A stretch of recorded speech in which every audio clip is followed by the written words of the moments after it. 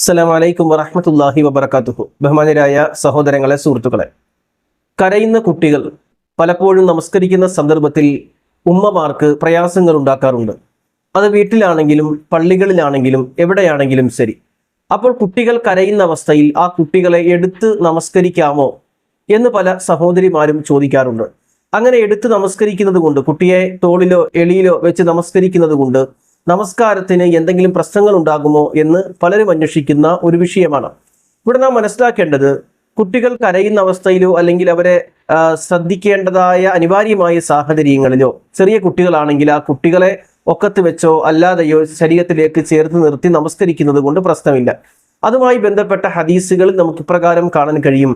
അബൂ ഖതാദത്തുൽ അൻസ്വാരി റളിയല്ലാഹു അൻഹു ഉദ്ധരിക്കുന്ന ഇമാം മുസ്ലിം റഹ്മത്തുള്ളാഹി അലൈഹി റിപ്പോർട്ട് ചെയ്യുന്ന ഹദീസിൽ കാണാം, അദ്ദേഹം പറയുകയാണ്, റഅയ്തു നബിയ സ്വല്ലല്ലാഹു അലൈഹി വസല്ലം യഉമുൻ നാസ, നബി സല്ലല്ലാഹു അലൈഹി വസല്ലം ജനങ്ങൾക്ക് ഇമാമായി നിന്ന് നമസ്കരിക്കുന്നത് ഞാൻ കണ്ടു.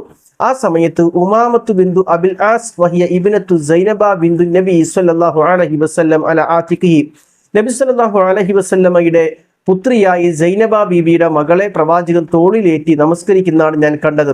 റസൂലുള്ളാഹി സ്വല്ലല്ലാഹു അലൈഹി വസല്ലം റുകൂഇലേക്കും സുജൂദിലേക്കും പോകുമ്പോൾ ആ കുട്ടിയെ തോളിൽ നിന്ന് ഇറക്കി നിർത്തുകയും സുജൂദിൽ നിന്ന് എഴുന്നേറ്റ് വരുമ്പോൾ ആ കുട്ടിയെ വീണ്ടും തോളിലേക്ക് കയറ്റി ഇരുത്തുകയും ചെയ്യുമായിരുന്നു എന്ന ഈ ഹദീസ് പ്രകാരം അനിവാര്യമായ സാഹചര്യങ്ങൾ കുട്ടികൾ ബഹളമുണ്ടാക്കുകയോ കരയുകയോ ചെയ്യുന്ന പക്ഷം നമ്മുടെ ശരീരത്തിലേക്ക് ചേർത്ത് നിർത്തുകയോ അല്ലെങ്കിൽ എളിയിൽ വെച്ച് നമസ്കരിക്കുകയോ ചെയ്യുന്നത് കൊണ്ട് നമസ്കാരം